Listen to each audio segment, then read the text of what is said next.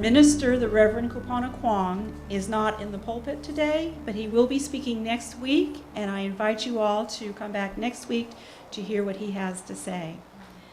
Actually, the Reverend Jonifer was selected as a program leader at the Unitarian Universalist College of Social Justice in Boston. Quite an honor. And he is there completing the leadership training at this time. The service this week is being presented by the Mission Ministry team, and Jim Cooper is here to present that team. The Mission Ministry team is made up of Jill Rabinoff, Sue Yamani Carpenter, and myself. So to give you a little background on each of us, I've been a Unitarian Universalist since 1991, where I was a founding member of the UU congregation in Roswell, Georgia. While there, I served as RE trustee and was a member of the Committee on Ministry. I've been a member of the First Unitarian Church of Honolulu since 2010, and during that time I've served on the Building and Grounds Committee, provided technology support to the Growth Task Force, served as a greeter, usher, and other duties as assigned. I, as well as the other members of the Mission Ministry team, have attended various leadership workshops led by the Reverends Robert Latham, Gina Lise Adams, and Tandy Rogers. Most recently, I completed the Building Your Own Theology workshop conducted by our own Reverend Jonifer, and I've been a member of the Mission Ministry team since its inception. Jill Rabinoff and her family started attending this church in January of 1999 and joined the following year. She became very involved with teaching RE from the beginning and still steps in to do that occasionally. She's served on the RE committee and has facilitated workshops by teaching parts of her parenting class, redirecting children's behavior at this church. Jill served on the nominating committee for 3 years. She recently participated in a workshop based on Marshall Rosenberg's nonviolent communication work and book by the same name, and most recently is serving on the RE task force as well as the Mission Ministry team. Sue Yamani Carpenter was raised at UU in Niagara Falls, New York. She joined this church in 1986 and has served on the Finance, Religious Education, Committee on Ministry, and Nominating committees. She's also served on the board as a member, as vice president, and worked on several task forces, most recently the Growth Task Force and the Renewal Task Force, as well as search committees that selected the Reverend Mike Young and Reverend Dr. Jonifer Kwong as ministers of this congregation. She also served on the search committee to select Nan Kleiber as the Director of Religious Education. Sue thinks that this Mission Ministry team has been the most rewarding and thanks her fellow team members and Reverend Jonifer. Sue has also been a member of this Mission Ministry team since its inception. The Reverend Dr. Jonifer Kwong is also an ex officio member of the Mission Ministry team.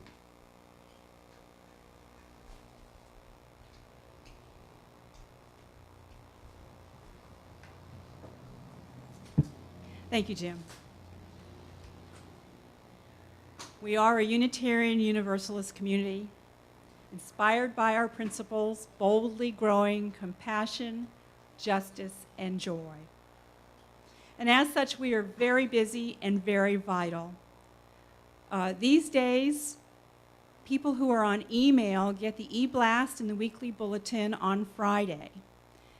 The e-blast tells you what's coming up in the current week coming up, and the weekly bulletin tells you things that are a little bit longer out. If you aren't on email or if you're a visitor, please pick up a copy of the weekly bulletin at the greeter's desk.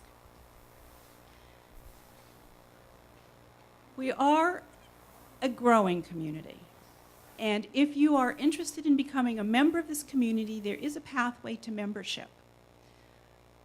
On October 20th, after the second service at 12:15, we will be giving the workshop about our church, which is an informative meeting for people. There's no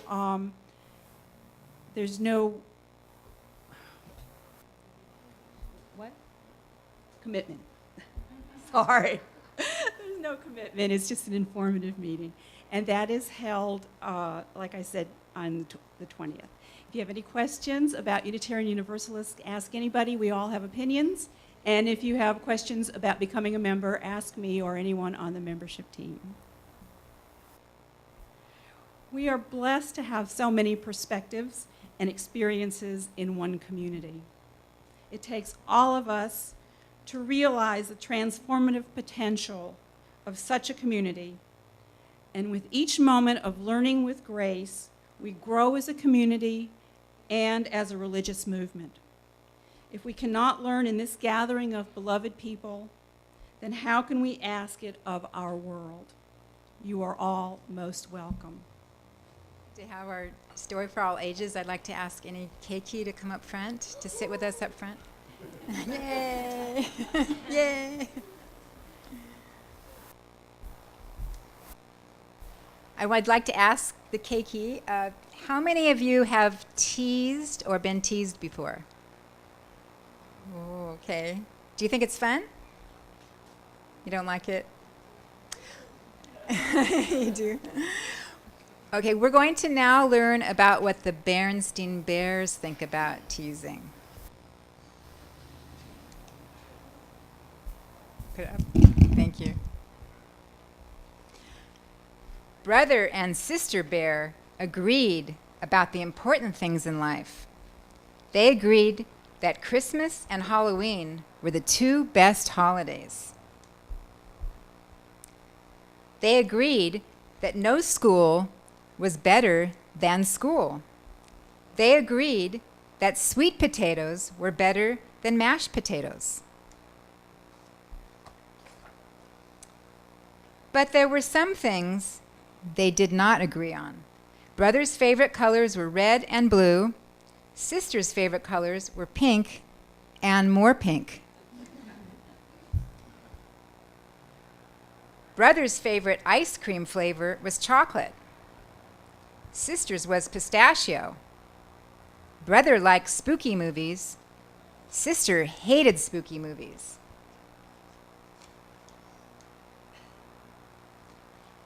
Something else they didn't agree on was teasing.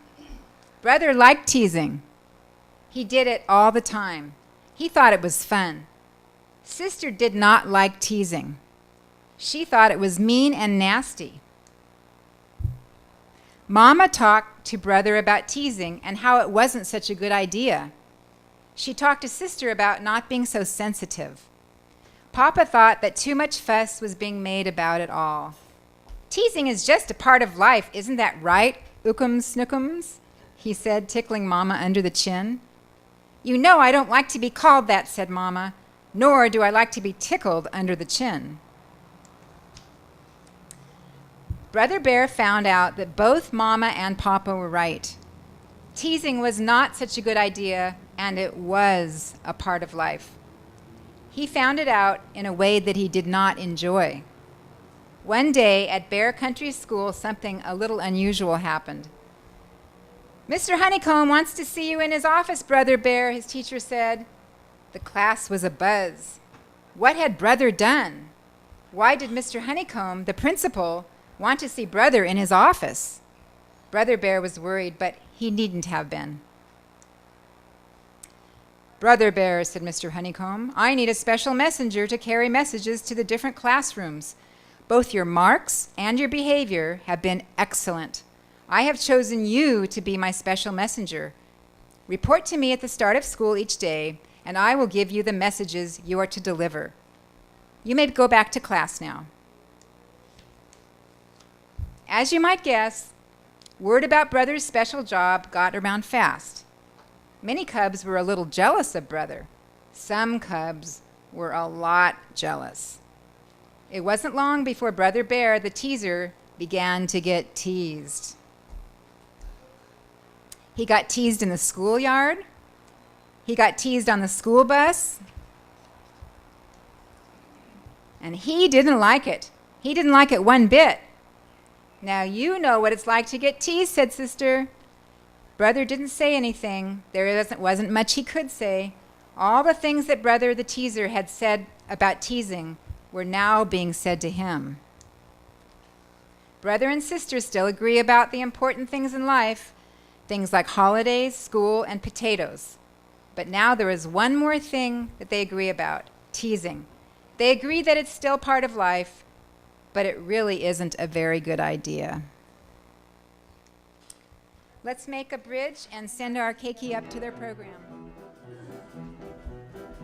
Shall go out with joy and feeling ease.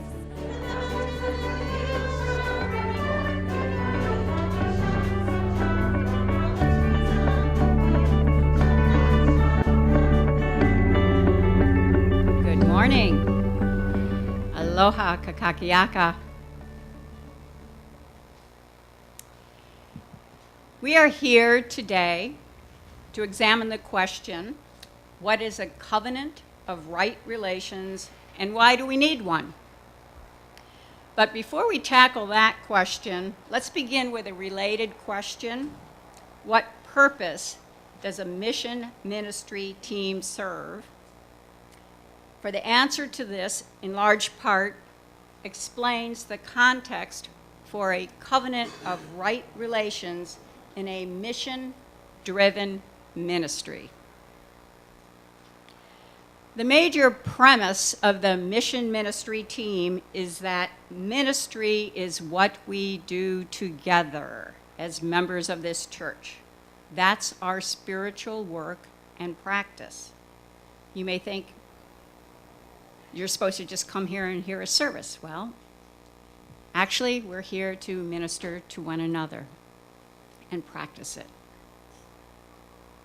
The success of our ministry to accomplish the mission, which is to boldly grow compassion, justice, and joy, thank you, rests as much with us, the congregants, as it does with the professional ministry and staff.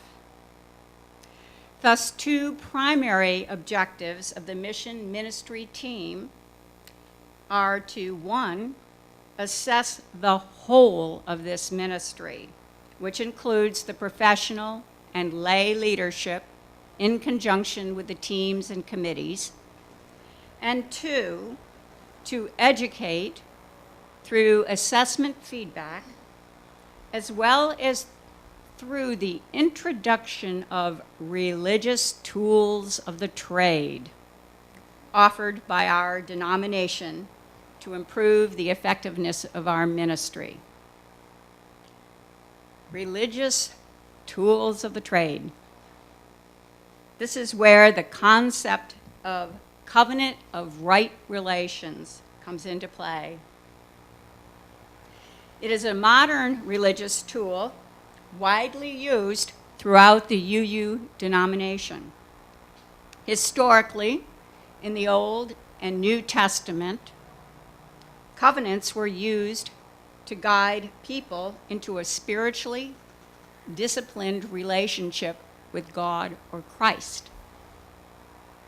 While modern-day Unitarian Universalists in large numbers reject the biblical connotation associated with a covenant, many UU congregations across the country have created covenants of right relations as a religious tool within their church community to inspire, guide, and exact a promise from members and friends to examine personal and group behavior and make adjustments, both large and small, to more closely align relational behavior with the highly idealized UU principles and church missions. You might say, a covenant of right relations helps UUs walk the talk. That is, align behavior with stated values and missions. The next question for this congregation is, what behaviors and values do you use at the First Unitarian Church of Honolulu identify as critical to boldly growing compassion, justice, and joy? Now we're getting to the collective wisdom part of this sermon.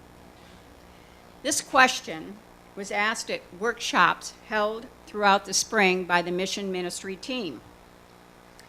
Ideas, thoughts, and concepts were shared by members and friends of this congregation.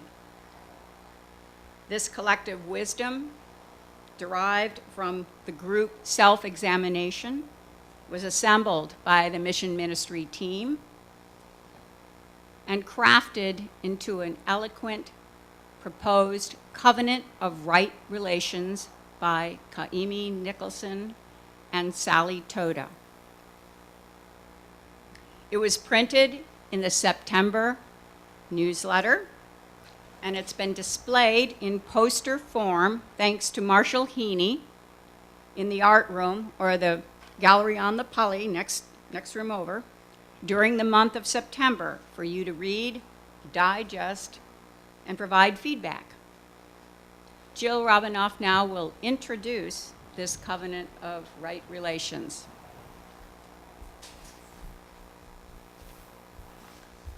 Hello, everyone. Jim, Sue, and I are really excited to present our new covenant of right relations. And what I'd like to ask is that we all read it out loud together.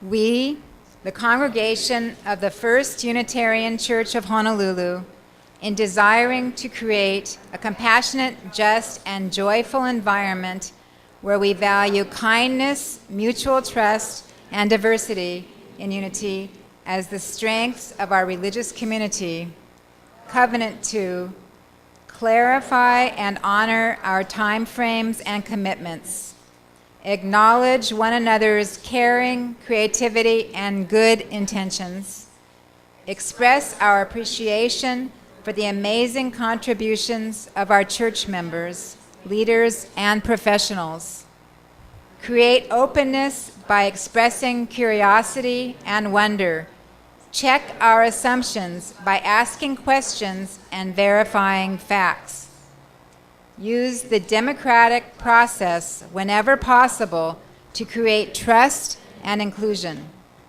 value confidentiality, communicate directly and promptly with the parties involved to resolve problems, avoid triangulation, and refrain from speaking ill of another, especially in their absence.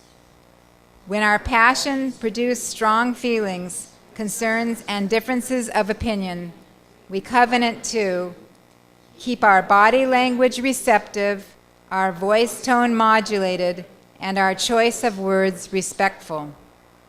Use active listening to express back to another their feelings and facts, to help one another be and feel heard, and to check that we have understood correctly. Use I messages to openly express our feelings and concerns, and refrain from using you messages or labeling, judging, and criticizing. In the event the spirit of the covenant has been broken, we can request a timeout for momentary silence, or to ask others to join in reading the covenant together to restore emotional safety. As a last resort, we may seek assistance from a trusted member of the mission ministry team if we feel we cannot resolve a problem on our own. Our attitude of gratitude is amplified as we know that through our honoring of this covenant, we are boldly growing a world of compassion, justice, and joy within ourselves, our teams, our congregation, our community, our denomination, and our entire planet Earth. Thank you. Since not all of you were able to attend the spring workshops, we ask that you spend some time with the covenant and offer your suggestions as to how we might refine it to better serve our community. Some of you did this by writing Post-it notes on the flip chart in the art room, and others verbally or by email. The mission ministry team thanks all of you who have made suggestions for revisions to our covenant. We have not had a chance to process all of your suggestions, but here are some examples of the feedback representing the collective wisdom we have been talking about. Repeat what we have heard from those we are talking with. Conflict is inevitable. How we deal with it makes the difference. Beautiful overall, could be shorter. Follow a transparent process to resolve differences and misunderstandings and communicate to involved persons, and in some cases the whole congregation, the results of the resolution. I think the mission of compassion, justice, and joy should be mentioned at the top instead of the bottom, or as well as at the bottom. We value diversity to the point that it supports our common cause, therefore honor diversity within unity.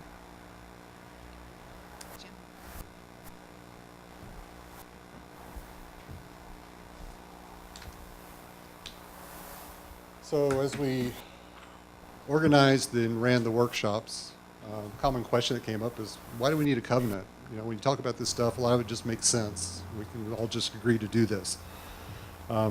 So why do we need a covenant? There are a lot brighter people than I am out there who can explain this, so I went and plagiarized a couple of them. First is Reverend Dr. Frederick J. Muir, pastor, parish minister of the Unitarian Universalist Church of Annapolis, Maryland. And he tells us that Unitarian Universalism is a covenantal faith. It's created and sustained by relationships.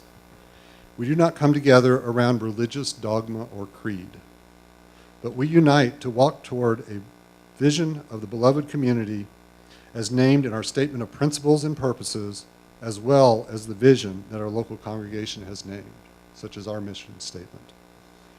How we walk together, holding and honoring our congregation's diversity, is the challenge and the value of covenant. Eunice Benton, who's a former Mid-South District executive, says, it's about making respectful behavior the norm. It's about good manners, what your mama taught you when you were small. It's about valuing your religious community. Given that a UU church is a faith created and sustained by principled relationships, not by creed or dogma, it is paramount that we constantly monitor the state of these relationships. Our ties to secular organizations, while also voluntary, don't necessarily hinge on personal relationships with individuals in those organizations.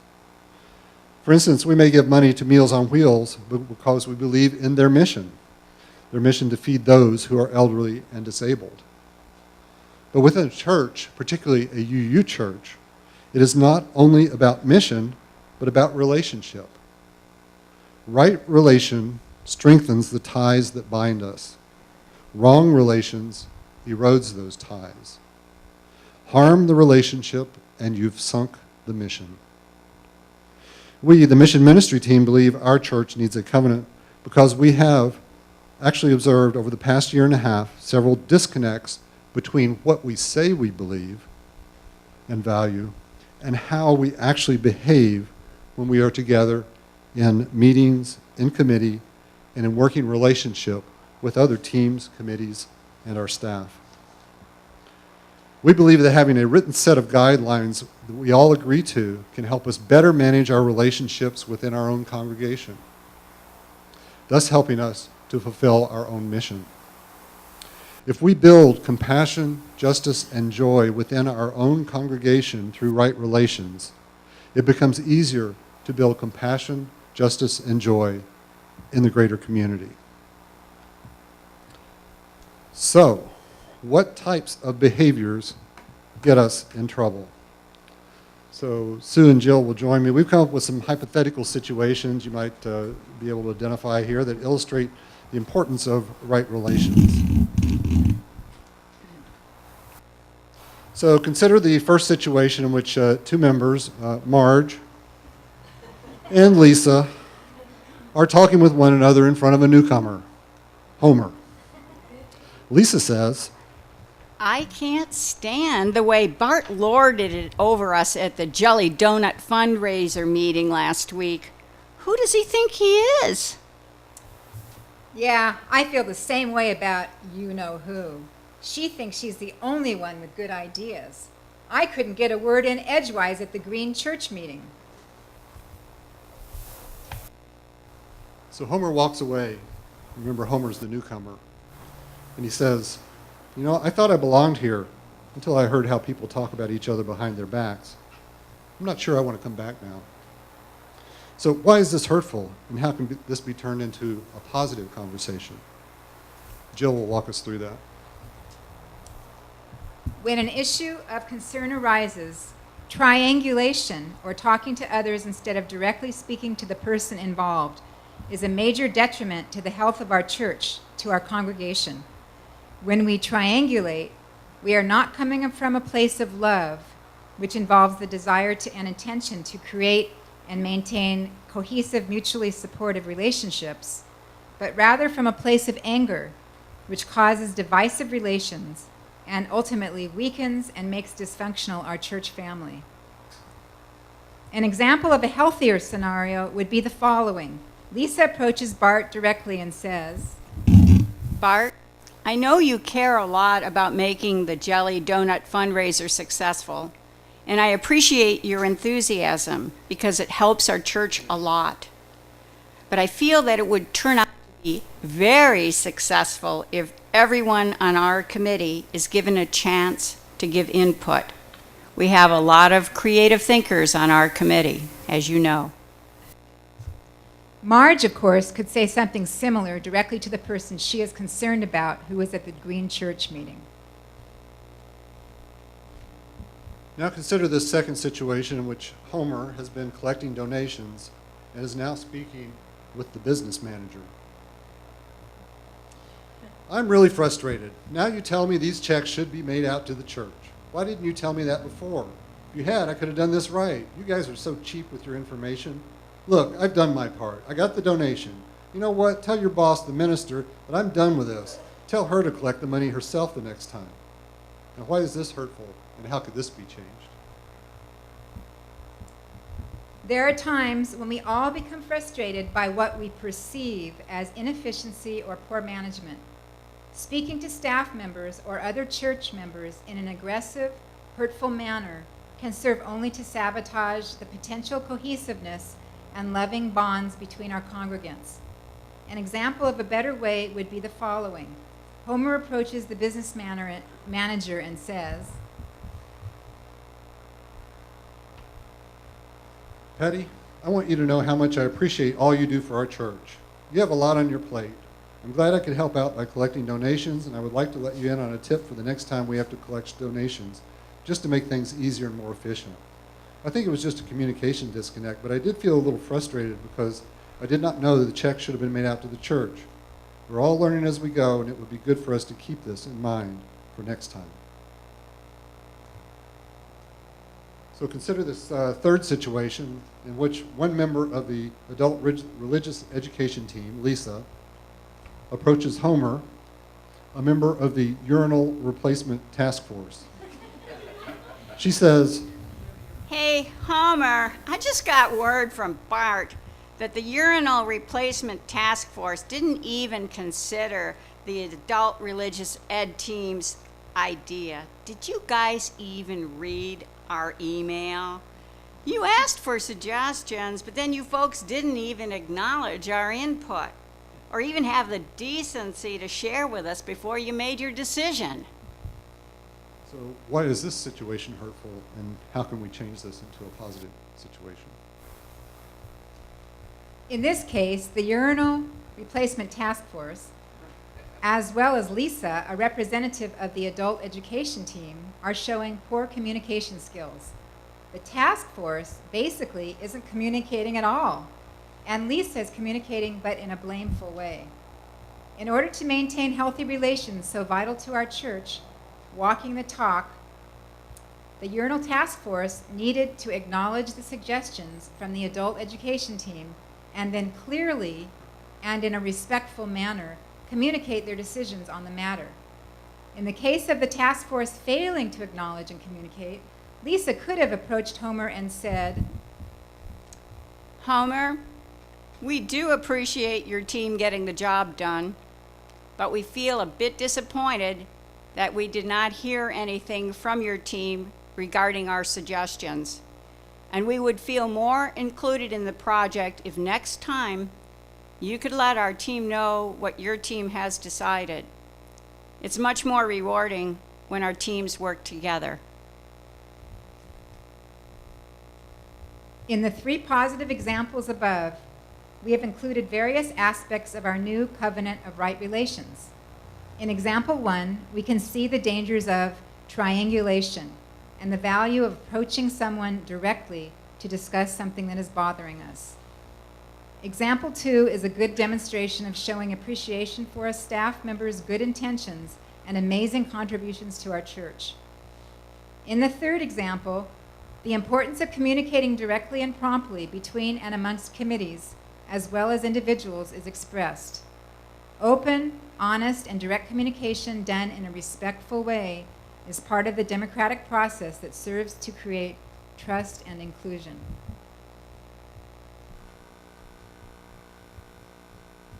So what are the next steps? So the mission ministry team is asking that the teams and committees of this church test out the current version of the Covenant of Right Relations in a trial period. We're asking you to please read it aloud or have everyone read it in silence prior to the start of a work session.